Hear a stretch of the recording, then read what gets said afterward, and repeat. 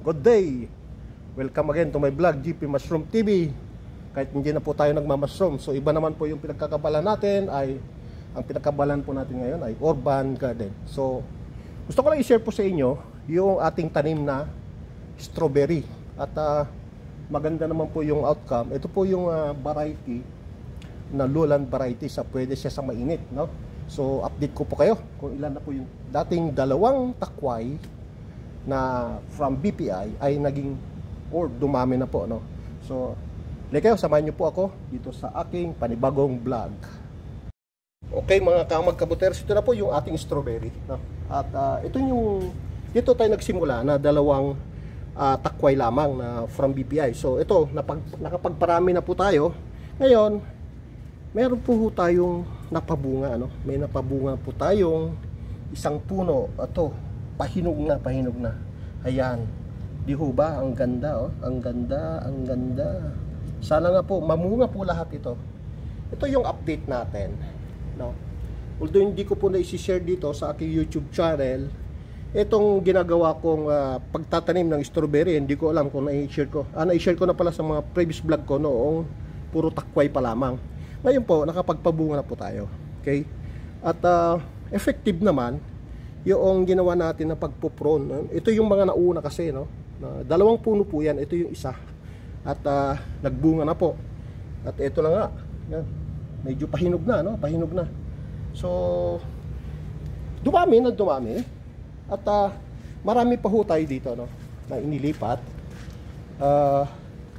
From doon sa mother plants na dalawa nun, mayroon pala tayong mga ano dito, no? Yung luya, no? Isa lang yan, tingnan nyo, ang dami na. So ito na po ulit yung ating gagawing mother plants, ano? Kalilipat lang po natin, wala pang 1 week lang pa ito. At ito po nga po sila, no? Meron po tayong mga 7 piraso ulit.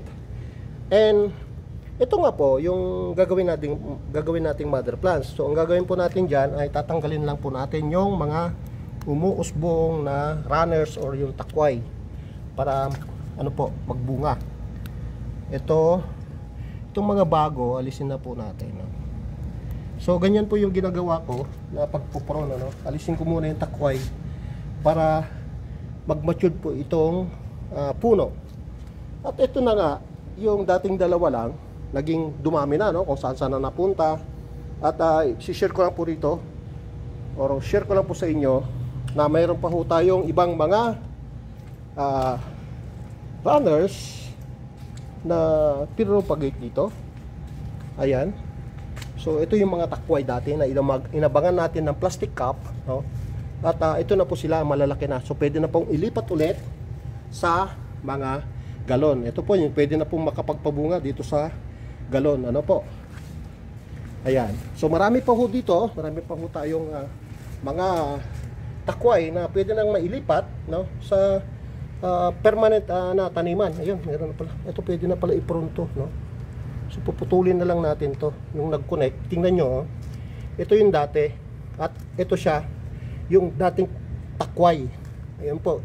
Ang gagawin natin diyan ay puputulin na po natin, ano. So secure na to. Yan. Puputulin lang natin yung pinag-connectan nito. Dito po siya galing eh. Saan ba galing to? Saan ba galing to? Ay, hindi. Sarili na pala to. Okay. So, yan. Iwalay pala. So, ayan po, no, yung mga dating takway, nagtakway na po ulit. No, kagaya nito, meron na naman takway. So, yun po, hindi pa natin naililipat. Pero nagtakway na po sila. No? Yan yung mga runners dati, yung mga ganito na inambagan natin ng plastic cup.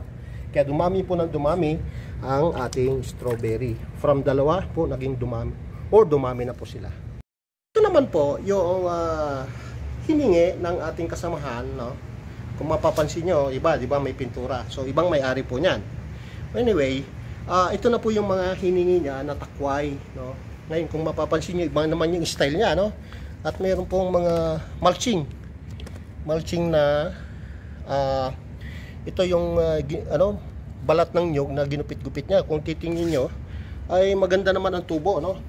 More on organic materials po yung nasa ibaba, no? Ibaba yung medium. Kaya maganda yung tubo. At ito na nga po, nakapagparami na rin po siya ng strawberry. Na nga po, no? at ililipat natin ulit itong isa pa na gagawin nating mother plants. So ngayon po, pwede tayong magtanim, no? Pwede tayong magtanim ng strawberry sa urban setup. Ito po kasi ay lowland variety, or yung pwede siya sa mainit.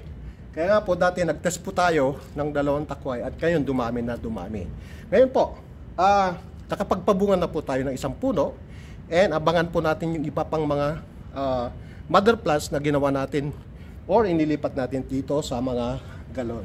So subaybayan po muli yung mga iba kong video dito sa aking urban garden. Although hindi na po tayo nagma-mushroom, pero tayo naman po nasa marketing po ng mushroom ngayon, mga products ng mushroom. So doon po tayo nag-focus ngayon kasi hindi na po tayo nagpo-produce ng fresh mushroom. So ngayon po, ang advokasya naman po natin is, unang-una, yung plastic recycling and urban gardening. Kasi po sa urban gardening, pwede po tayong makapag-produce ng sarili nating pagkain, kagaya ng mga talbos-talbos na mahalaga sa katawan natin, kagaya ng malunggay.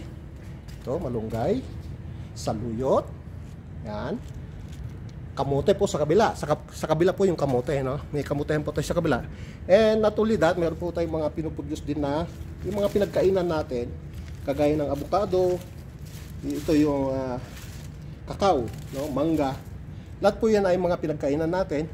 And kung makapasyal po tayo sa Bureau of Land and Industry, pwede po tayong humingi or makahingi ako ng mga sayon na pwede ko pong idugtong dito sa mangga, at saka meron pa po tayong mga pinoproduce pala doon na seedling ng rambutan. So yun po ang kainaman ng meron pong urban garden. Hindi na lang po more on mushroom po itong aking channel, kundi mix na po. So kasama na po rito ang urban gardening and yung mga ibang tips po about solar, kung ano po yung about electronics, kung ano po yung mga ginagawa ko po sa daily or yung araw-araw ko pong ginagawa. At nawa ay subaybayan nyo parati ang aking YouTube channel, GP Mushroom TV. And salamat po sa inyo sa mga patuloy na nagsusubaybay or sumusubaybay sa aking channel, GP Mushroom TV. Maraming salamat po. At doon sa mga hindi pa ho nakapag-subscribe, please subscribe, like, and share. And pindutin na rin yung notification bell para updated kayo sa aking mga bagong video. Thank you! Ang sabi ni Kuya J, kapag may itinanim, may abangang aanihin. Babu!